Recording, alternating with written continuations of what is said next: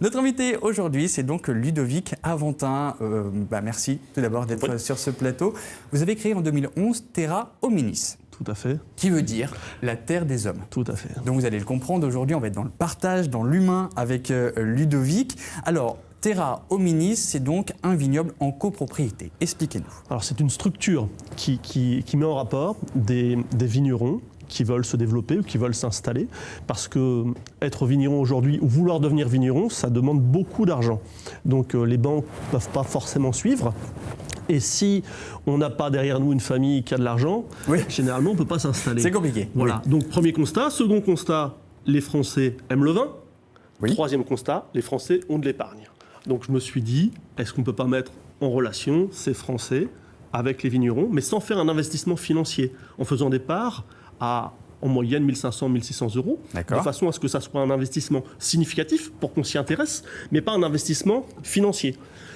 Et donc on a créé un premier domaine, et puis un deuxième, puis un troisième. Là on est à notre 15e projet, donc ça fonctionne très bien. C'est quand même beaucoup, hein? Oui, ça marche. On a plus de 1200 associés qui sont venus à nous. Et on a la carte de votre situation géographique avec les 15 projets. Tout à fait. Et même maintenant, un en plus qui est sur Bordeaux, là, qu'on est en train de finaliser sur Bordeaux. Donc vous vous étendez à d'autres départements. Tout à fait. Il y a une véritable demande dans le sens où 2/3 des vignerons ont plus de 55 ans. Donc ces gens-là, il va falloir les remplacer. Donc il va falloir qu'il y ait des jeunes qui viennent. Mais s'ils ne sont pas financés, comment va-t-on faire? Bien sûr. Ce sont peut-être les gros qui vont racheter tous les petits. Donc il faut éviter ça. On a des gens qui ont du talent, qui ont du savoir-faire. On a des Français qui aiment les gens qui ont du savoir-faire, donc on monte des projets basés sur le plaisir, la convivialité, le partage, et ça fonctionne. Donc en général, ce sont des vignerons qui souhaitent s'agrandir, des vignerons qui souhaitent acheter des hectares de parcelles de vignes? C'est un petit peu tout. C'est à la fois des jeunes, on travaille là sur un projet qui devrait naître en fin d'année, un jeune vigneron qui veut s'installer aux portes de Montpellier. Donc une installation, ça peut être dans le cas de la Croix-Vanel, à côté de Pézenas, un monsieur qui partait à la retraite et on a trouvé un jeune qui a repris. Ça peut être l'agrandissement d'un vignoble, comme dans le cas de Virgile Joly, le domaine Virgile Joly à Saint-Saturnin. Donc tous les cas sont possibles. Alors tout à l'heure, nous recevrons votre invité qui est donc justement un vigneron qui a fait appel à vous, donc on en saura un petit peu plus de ce côté-là. Mais pour celles et ceux qui nous regardent, qui souhaiteraient investir donc dans une part, qu'est-ce que ça peut leur apporter à eux? Alors, ça leur apporte avant tout du plaisir. Faut pas se mentir, on donne les vignerons donnent 4,5% par an d'investissement en prix public des bouteilles. Ça fait que pour le vigneron, ça revient au prix d'un fermage traditionnel. Mais si on le fait juste pour se dire on va avoir 4,5% de rentabilité, il ne faut pas le faire. Une part à 1500 euros, ça doit rapporter 70 euros de vin par an. D'accord. C'est très faible. Par contre, si on veut comprendre le vin, si on veut partager avec d'autres personnes, si on veut donner du sens à son argent, là, oui, on peut venir à nous. Et on n'a pas une plateforme anonyme où on peut dire je veux devenir associé. On nous contacte, on échange, on discute, on regarde si les valeurs de la personne qui vient à nous sont les mêmes que les nôtres, et à ce moment-là, oui, on peut aller plus loin. D'accord. Et alors, quels sont les critères de recrutement en ce qui concerne les gens qui veulent acheter des parts? Alors, c'est plutôt les critères de non-recrutement. Donc, globalement, la question qu'on se pose, c'est est-ce que cette personne-là, si elle vient, est-ce que je serais partant qu'elle vienne dormir à la maison? Est-ce que je suis prêt à m'en faire un pote? Si la personne me casse les pieds, si la personne... Voilà, on ne veut pas aller plus loin, parce que l'idée, c'est pour la vie. C'est que plus tard, cette personne-là, elle transmette à ses enfants. Et moi, que je fasse pareil. Donc, on veut vraiment une communauté de gens qui ont des valeurs identiques. Donc, finalement, pas besoin de s'y connaître en vignoble, en fait. Non. C'est l'intérêt de la chose. Si on ne connaît pas et qu'on a envie de connaître comment on fait, c'est pas simple. Donc on a nos propres clubs de dégustation un petit peu partout en France. On va en créer un à Montpellier d'ici un mois. Mais on n'a pas accès à la connaissance. Donc le fait d'être associé dans un vignoble, on a le téléphone du vigneron, on peut venir faire les vendanges, la taille, on reçoit des petites vidéos qui expliquent comment on travaille et on s'approprie le vin. On le comprend mieux. Si on le comprend mieux, on a plus d'émotions. Et 2 ans après, vous avez une bouteille sur la table, chez vous, vous êtes à Paris, ailleurs, vous l'avez vu naître, et le vin, il est magnifique. Si en plus vous cuisinez un petit plat qui va avec parfaitement, la vie est belle. Le partage et le vin, ce sont donc les maîtres mots de Terra Hominis. Merci d'être là, en tout cas, mon cher Ludovic. C'est quasiment une semaine bestiale en ce qui concerne Émilie. Après les lamas et les chevaux, place aux brebis dans l'Ariège. Elle se situe précisément à la foire Saint-Mathieu. C'est son premier reportage.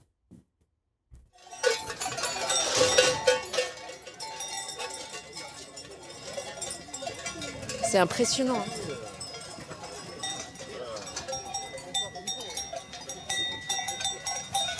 Salut à tous. Je me trouve à Vic-de-Sauce, à la foire de la Saint-Mathieu, la foire commerciale. 200 à 4000 brebis avec les éleveurs et les acheteurs venus de loin pour acquérir des bêtes. Dès le matin, avant le lever du jour, les éleveurs se regroupent et ça discute ferme et scelle, comme avant, leur vente d'une poignée de main. On trouve la première trace écrite de la foire de la Saint-Mathieu dans la charte des comtes de Foix de 1293. C'est donc une immersion au cœur du patrimoine riche et vivant dans la convivialité de la tradition montagnarde. Mais pas de foire sans les producteurs du terroir et leurs savoureux produits. Mais pas seulement, on y trouve les sonnailles et également les bourrumbos. Alors les bourrumbos, c'est des cloches mais un peu plus rondes. Moi, j'espère pouvoir rencontrer quelques éleveurs aujourd'hui, mais en attendant, je vais me prendre un petit café un peu froid et j'espère aussi goûter des bons produits du terroir. Bonjour monsieur. Et le café est bien chaud. Ah, merci. Il fait un peu frais. Moi, je veux bien un petit café. Pas frais. Un petit peu quand même.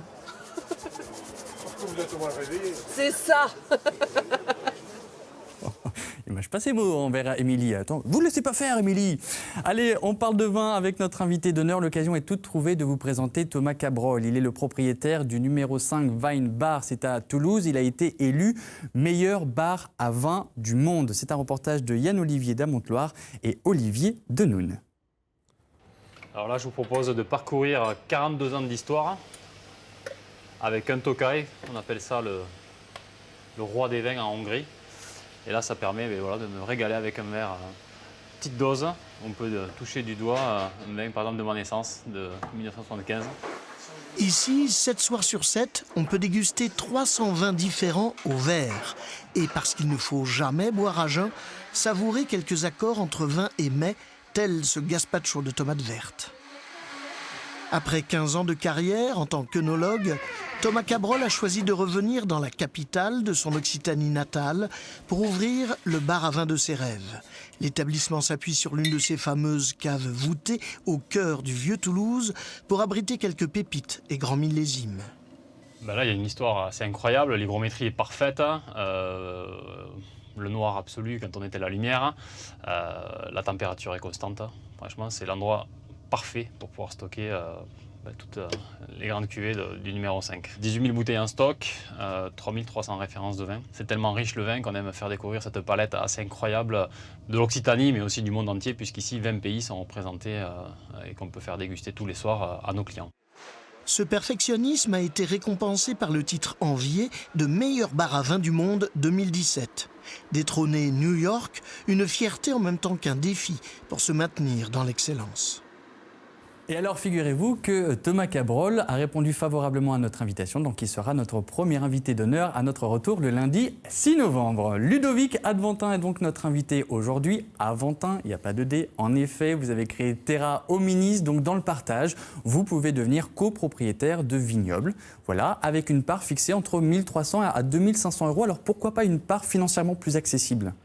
Alors si on faisait des parts à 100 € ou à 25 €, on aurait 2000 associés par projet, c'est pas jouable. Et légalement, ça n'est pas possible. En France, on n'a pas le droit de dépasser 150 associés en investissement participatif non réglementé. Donc 150 associés, pour pouvoir faire un projet qui soit significatif, on fait des parts à 1 500 € avec possibilité de prendre plusieurs parts si on a plusieurs enfants. Voilà. Et 1 500 €, c'est une certaine somme, mais ça motive en même temps. C'est pas trop. C'est le prix d'une voiture sur d'une option sur votre prochaine voiture. Oui, bien sûr. Sauf que dans 10 ans, l'option ne vaut plus rien. Ouais. Que là, ça prend un petit peu de valeur. Et on est attaché, on transmet aux enfants, ça a du sens. Et puis finalement, c'est un bon investissement puisqu'il n'y a aucune perte pour nous qui souhaitons s'investir dans le vignoble. Il n'y a pas de perte, il n'y a pas de risque dans le sens où on n'est pas exploitant, c'est un groupement foncier viticole, on met en fermage à un vigneron, donc on n'a pas de risque lié à l'exploitation, donc c'est un investissement purement plaisir. Et alors, vous êtes aussi propriétaire des hectares de vignobles ou le vigneron, lui, reste indépendant ? Il reste indépendant, le vigneron. C'est super important. C'est qu'on ne veut pas qu'il soit un vigneron qui travaille pour Terra Hominis. Nous, l'idée, c'est d'aider des vignerons. Donc, on monte le projet, on trouve les associés, on explique la philosophie, et après, il a son indépendance. Et après, on l'accompagne moralement. Ouais. Mais lui nous envoie généralement des copains à lui, vignerons, qui veulent monter des projets, nous trouve des associés qui viennent à lui, il n'a plus de place, donc il nous les renvoie, et nous, on organise des fêtes et on le fait venir. tout le monde s'y retrouve. On a compris, on est dans le partage et vous êtes tellement dans le partage que vous organisez par exemple des balades gourmandes. C'est vraiment un petit club que vous formez en fait finalement. C'est une communauté d'épicuriens. Ouais. Et je disais tout à l'heure, je veux des associés qui soient capables de venir dormir à la maison. J'ai envie de ça. Je me marie le 28 avril et j'invite tous les associés. On est 1200. Quelque part, félicitations. Merci. Je croise des doigts que tout le monde ne vienne pas. Mais on est une vraie communauté et on essaye de créer des événements. La balade gourmande, c'est lors de l'Assemblée Générale. On fait ça avec Pierre Roger, qui est le vainqueur de Top Chef, qui est sur Béziers, la maison de Petit-Pierre. On l'organise ensemble au profit d'une association qui s'appelle Evae. Et on fait une balade qui, sur 5 km, on met 2 poteaux de rugby et on met des stands gastronomiques tous les 400 mètres. Des musiciens à la guitare, et on fait une course, parce qu'on a tous été sportifs à un moment ou à un autre. Le principe de la course, c'est qu'on pèse tout le monde au départ, tout le monde à l'arrivée. Le vainqueur, c'est celui qui a pris le plus de poids entre les deux poteaux. Voilà. Ah bah très bien. Bon alors si vous voulez participer à cette course, si vous voulez être dans le partage et si vous voulez assister au mariage de Ludovic à Ventin le 28 avril, il faut vous inscrire. Donc on vous contacte via Terra Hominis. Sur le site internet de Terra Hominis, il y a même mon numéro de portable. Ah bon? Oui, il y a le numéro de portable, il y a l'adresse mail et voilà, et on crée des liens. Après, il faut le temps de répondre à tout le monde, mais on répond à tout le monde, on prend des rendez-vous avec tout le monde, on discute avec tout le monde. Alors vous parliez de rugby, ça c'est aussi très important, vous êtes fan de rugby, on va voir la photo que vous nous avez envoyée, vous aimez le rugby, pourtant on en parlera tout à l'heure, vous êtes un Normand. Oui, j'étais normand. Vous étiez oui, normand, le rugby, parce qu'il y a des valeurs de partage, de convivialité, et quand j'ai découvert le rugby en Normandie sur le tard, je suis rentré dans les vestiaires, il y avait l'accent du Sud. Parce que ce sont des gens du Sud, souvent des profs, des gens de l'administration qui montaient les clubs dans le nord de la France. Et il y a des notions de partage, il y a des notions de combat où c'est dur, et après il y a le côté festif. Donc la vigne, c'est ça aussi. Quand il faut tailler l'hiver, c'est dur, c'est âpre. Et après on fait les vendanges, c'est plus gai. Et on termine par ouvrir les bouteilles avec les amis, les copains. Voilà. D'accord, parfait. Eh bien, merci beaucoup. On parlera évidemment de votre parcours dans la troisième partie de votre interview. Mais pour l'heure, on va parler de conseils. Vous êtes là. Parfait, je vais rester là alors. On va parler de conseils avec Michel Bernarda qui va nous parler aujourd'hui des assurances obsèques. On accueille Michel Bernarda donc sur ce plateau. Bonjour Michel. Bienvenue, merci beaucoup. Installez-vous, je vous en prie. Alors Michel, vous êtes juriste à l'association CLCV qui est donc Consommation Logement Cadre de Vie. Vous avez décidé aujourd'hui de nous parler des assurances obsèques. Alors tout d'abord, la définition d'une assurance obsèque. Alors l'assurance obsèque, c'est un produit qu'un souscripteur va prendre pour couvrir et épargner surtout à ses proches le coût de ses propres obsèques et effectivement peut-être leur organisation. Donc ça peut prendre deux formes en fait. Soit vous désignez un proche comme bénéficiaire de l'argent que vous placez pour organiser vos obsèques, soit vous faites appel en bénéficiaire à une société qui va être une société qui organise les obsèques, donc un prestataire funéraire concrètement, et qui va devoir organiser en fonction d'un second contrat basé sur vos volontés, enfin sur les volontés du souscripteur, de comment il veut que ces obsèques soient organisées. C'est quand même 4 millions en 2016, le marché, ce marché-là, et chaque année, c'est 500 000 nouveaux contrats qui sont souscrits. Donc ça intéresse beaucoup, effectivement, les professionnels qui le proposent. Alors justement, qui les propose, ces assurances obsèques ? Alors ces assurances, elles sont proposées par les prestataires funéraires, mais aussi beaucoup les assureurs, puisque c'est eux qui assurent effectivement ce risque-là, et les banquiers. Et ça se développe. Ça se développe tellement dans un contexte quand même où penser à son propre décès, organiser tout ça, épargner ses proches, puis après quand ça se réalise, les moments de vulnérabilité et de faiblesse. Donc, si vous voulez, il y a ce marché qui est là, et oui, les professionnels essayent de vendre, et de l'autre côté, des consommateurs qu'on peut estimer dans une situation de vulnérabilité. Alors, l'autorité de contrôle prudentiel, elle a quand même mis des limites, et la loi aussi, en disant qu'il fallait une information claire. Il faut que l'information soit claire.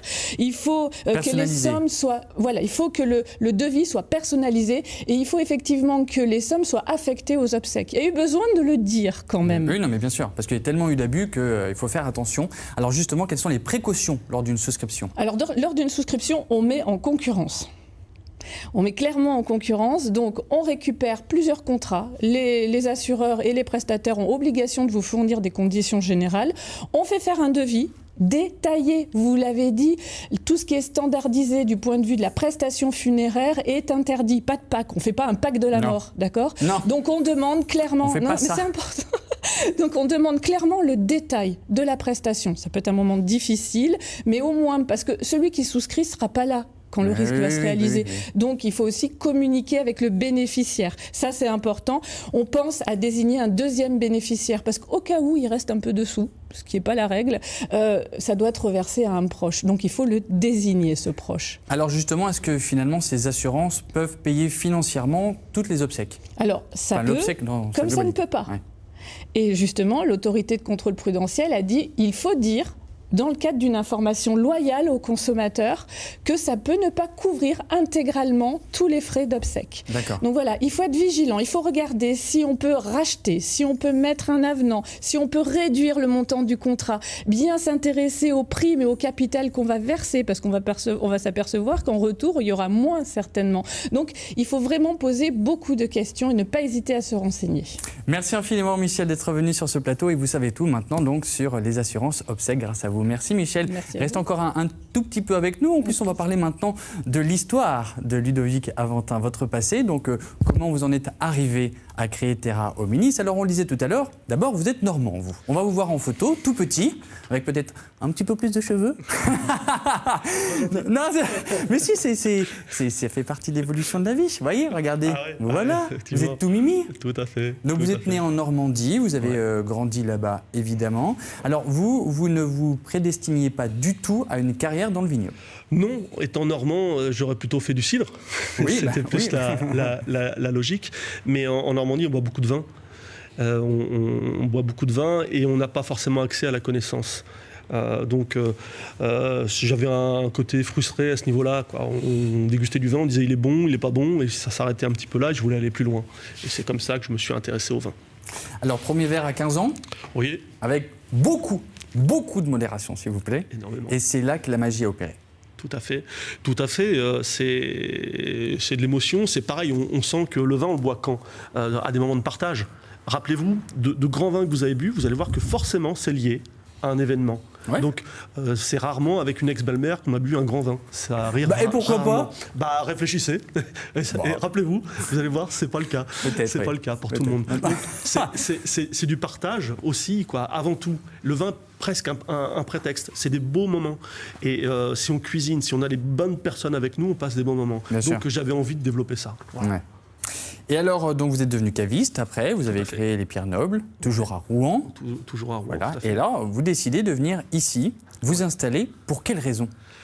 Parce que déjà, c'est plus facile dans le sud que dans le nord pour faire du vin. Ensuite, ici, j'ai eu des vraies émotions gustatives. Dans le Languedoc, c'est là que je trouvais le plus de plaisir, de la diversité, des choses à créer, c'est encore le cas.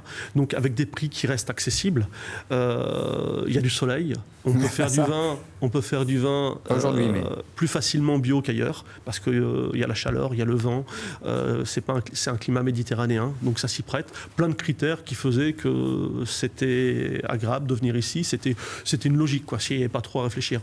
Et on termine avec vos attaches à cette région, avec votre implication dans l'association EVAE.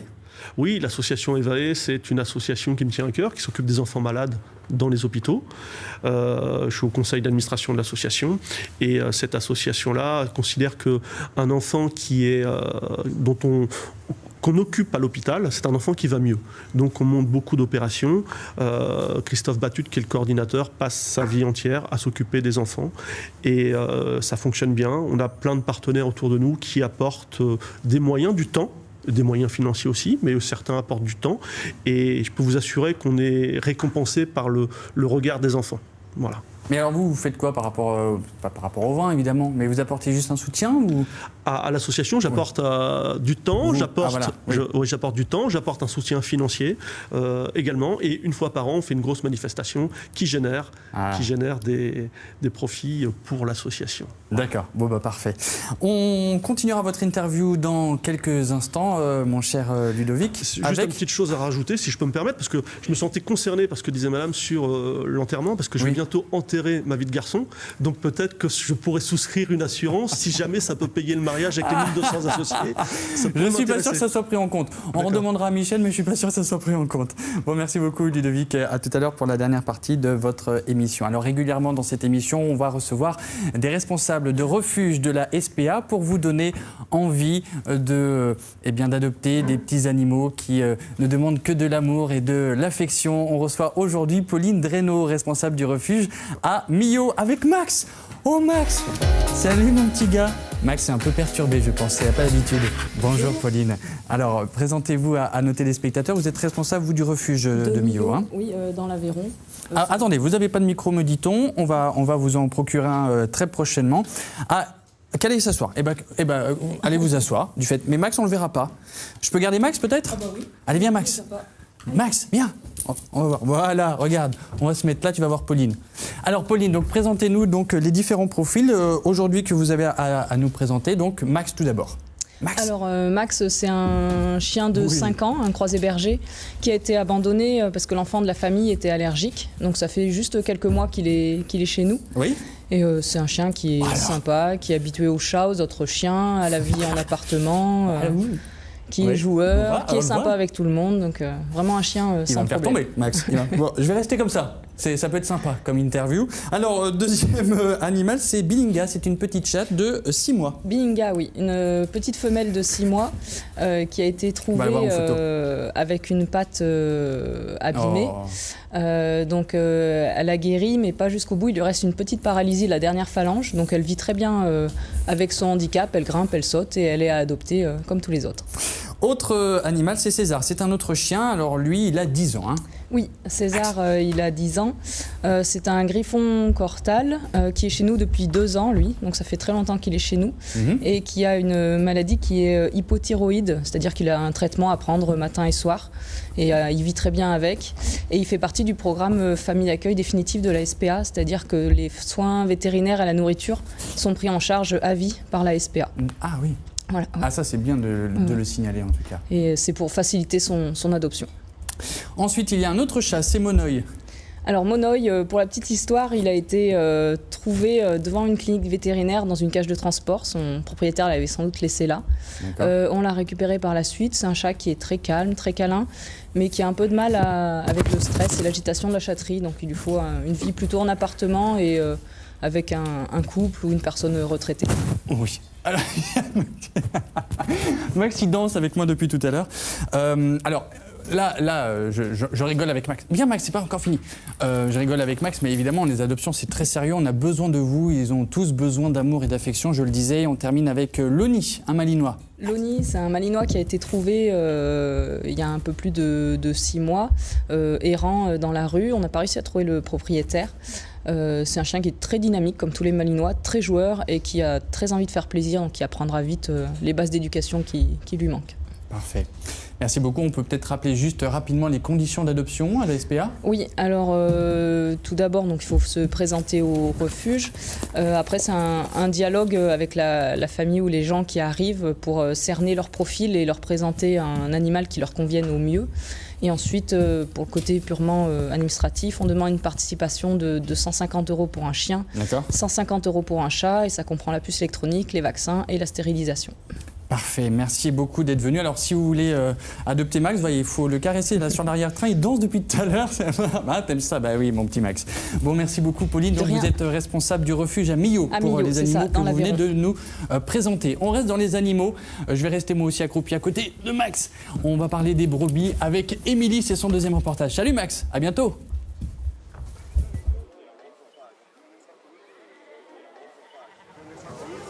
Nathalène, bonjour, très joli prénom. Bonjour Émilie. Alors Nathalène, tu fais partie de l'association à Saint-Mathieu. Oui.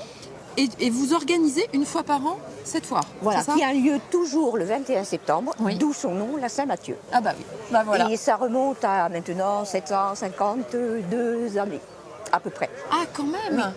Alors l'origine des rois et autres, je ne sais pas. Je sais simplement la période annuelle, ça s'arrête là. Tu es une des responsables de cette foire? Je suis la vice-présidente de l'association Saint-Mathieu. Ouais. On est à peu près 18 membres, actifs ou non actifs, mais enfin voilà, les bénévoles, etc. Oui. Et on se retrouve à des réunions d'assemblée générale, de bureau après la foire pour mettre les choses au point. Soit pour la préparation, soit faire le bilan. Ouais. Et voilà où on en arrive encore aujourd'hui. Alors, je te voyais courir, c'est toi qui plus ou moins coordonne, place, etc. Oui, parce que... Tu cours, hein. Oui, effectivement.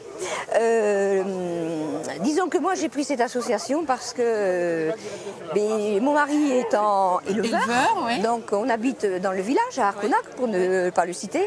Et quand, avec les élus et justement le président, on a voulu relancer la foire qui commençait à péricliter, tout à fait, on s'est dit, il faut faire quelque chose. Et je me suis lancée là-dedans. Et c'est vrai que... je m'y mets à fond parce que ça me plaît.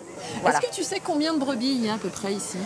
Là, j'ai pas encore fait le point, je le fais en fin de foire, mais il faut compter presque entre 8 et 1000, voilà. 800 et 1000 bêtes. Tout à l'heure, j'ai dit 2000, mais enfin... Non. Peut-être pas. Ça peut arriver ou pas la première année, on a approché les 1500, 1600 quand même. Ah, oui, voilà, quand on a j'ai pas relancé, dit trop grosse bêtise. Non, pas du tout. Et combien d'éleveurs à peu près ? Alors là, j'avais inscrit, parce qu'il y en a qui arrivent après, 39 parcs, mais je pense qu'il y en a plus que ça, donc ça doit faire à peu près presque une cinquantaine d'éleveurs. Ah oui, quand même. Oui. Et j'imagine qu'également, la foire est très importante pour les producteurs. Alors pour les producteurs, oui. Disons qu'en remettant la foire, pas la première année, on a relancé ça la deuxième année, où on a souhaité justement associer des producteurs locaux d'ici, puis d'un tout petit peu plus loin. Il y en a qui viennent du côté de Saint-Gironde. Et donc voilà. on trouve ici sur la foire charcuterie, fromage, voilà, beaucoup de fromage. Et puis des produits naturels faits à base de lait de chèvre, comme les savons naturels, des choses comme ça. Ah, oui. Des couteaux qui sont fabriqués dans le Soratois, donc c'est la vallée juste à côté. D'accord. Après, qu'est-ce qu'on trouve de local du miel, bien évidemment, du côté de Salex, là-haut. Et puis, qu'est-ce qu'il y a d'autre encore de particulier qui est d'ici ? Je crois que j'ai dû faire le tour, après ils sont un peu de l'extérieur. Mais voilà, vraiment les produits, c'est fromage, charcuterie, miel et savon maintenant. D'accord, très bien. Moi, je vais aller voir un éleveur, alors je vais peut-être aller par là. Oui, je pense que tu m'en as parlé, il y a un éleveur là qui est très bien, qui va un peu me raconter, m'expliquer quel est son beau métier et ses bêtes. En tout cas, merci. Merci de bonne continuation. Merci et bonne journée. Ah oui, pour moi c'est fini, le gros est passé. Merci. Allez, tu peux recommencer à courir. Merci. Merci Émilie, et donc demain on revivra vos meilleurs moments passés avec vous cette semaine dans l'Ariège. Il est temps maintenant de recevoir votre invité Ludovic, et vous avez choisi d'inviter Virgile Joly. Qui est vigneron au domaine Virgile Joly à Saint-Saturnin. Eh bien, accueillons Virgile. Bonjour Virgile. Bonjour. Je vous en prie, installez-vous. Virgile, donc on disait, vous êtes responsable du domaine Virgile, donc vous êtes responsable de ce domaine que vous allez nous présenter maintenant. Donc Virgile Joly, c'est le domaine Virgile Joly en fait. Donc j'ai démarré en 2000 à Saint-Saturnin. Saint-Saturnin, c'est le pays des grands vins. C'est très facile à retenir, Saint-Saturnin, le pays des grands vins, mais il faut surtout le répéter. Ah bon? C'est important. Pourquoi? Parce que ce qui est spécifique, c'est qu'on a une appellation village. Voilà. Donc on est au cœur des terrasses du Larzac. Dans les terrasses du Larzac, il y a deux appellations village, Montpérou et Saint-Saturnin. Et vous l'avez cette appellation. Et rappelez-nous, quel impact ça a pour vous? Disons que ça permet aux consommateurs de voir la différence. On avait, pas plus tard qu'il y a 15 jours, nos importateurs au Québec, et personne ne connaît Saint-Saturnin au Québec. En revanche, quand ils voient l'appellation village Saint-Saturnin, ils comprennent que c'est comme Chablis, Châteauneuf-du-Pape ou Pomerol, qu'on est en haut de la hiérarchie des appellations du Languedoc-Roussillon. Voilà. Donc même si aujourd'hui on travaille énormément à Saint-Saturnin pour la reconnaissance de notre appellation, on manque encore un peu de notoriété, mais c'est en train de se gagner et l'émission en fera partie. Ouais. Et vous êtes dans le bio depuis 2000 quand vous êtes installé à votre propre compte? Effectivement, dès que j'ai démarré dans les années 2000, pour moi c'était important de travailler avec le respect de l'environnement, de la nature, donc je me suis de suite installé en agriculture biologique. C'était peut-être pas simple en 2000 déjà? Alors en 2000, les débuts. C'était les débuts. Ça posait deux problématiques. Déjà, il faut être honnête, à l'époque, dans l'idée des gens, le vin bio, c'était pas forcément la chose la meilleure. Les cavistes, les restaurateurs étaient absolument pas intéressés. Le deuxième aspect, c'est que on n'avait pas le matériel vraiment adapté. On n'avait pas. Il y avait des techniques que aujourd'hui, plus de 15 ans après, fonctionnent bien. Voilà, qu'on n'avait pas à l'époque. Alors vous êtes vigneron professionnel et vous avez fait appel à Terra Hominis pour quelle raison ? Donc moi j'ai démarré en 2000 avec 5000 bouteilles la première année et on s'est développé petit à petit. Et donc comme l'a très bien expliqué Ludovic en première partie d'émission, ça coûte très cher, ça demande beaucoup de capitaux. Et aujourd'hui on concentre notre capacité à développer le travail plutôt que acquérir le foncier. Donc Terra Hominis cette année, ça nous a permis d'acquérir de nouvelles vignes pour nous donner finalement plus de vin, plus de bouteilles. Donc c'était pour asseoir notre structure, d'autant que on a plein de nouveaux projets. Donc on a des projets aujourd'hui qui sont d'aller plus loin dans l'agriculture biologique. Donc c'était le développement de la biodiversité et puis de l'agroforesterie. Donc avec le projet Terra Hominis, c'est des choses qui nous aident à mettre ce genre de choses en place. Vous a permis ça. Et aujourd'hui, vous êtes à combien de bouteilles vendues ? Cette année, là justement, avec les nouvelles vignes, on produit un peu plus de 100 000 bouteilles. Oh là là. Bravo. Bravo en tout cas. Merci à tous les deux d'être venus sur ce plateau, donc d'être venus nous parler de votre domaine Virgin Joly. Et puis merci à vous, Ludovic Aventin, d'être venu nous présenter Terra Hominis. Donc n'hésitez pas à devenir copropriétaire de vignes grâce à Terra Hominis. Merci à tous les deux. Merci. Allez, les temps